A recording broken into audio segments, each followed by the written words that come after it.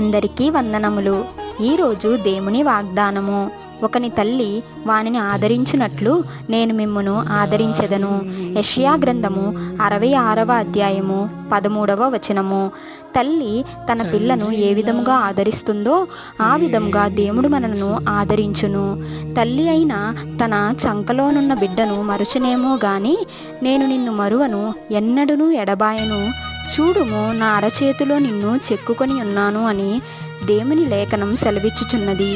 గనుక మనలను ఆదరించువారు ఎవరూ లేరని దిగులు పడనవసరం లేదు.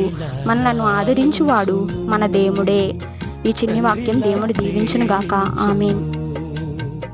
తల్లిలా లాలించును, తండ్రిలా ప్రేమించును, ముదిమి వచ్చు వరకు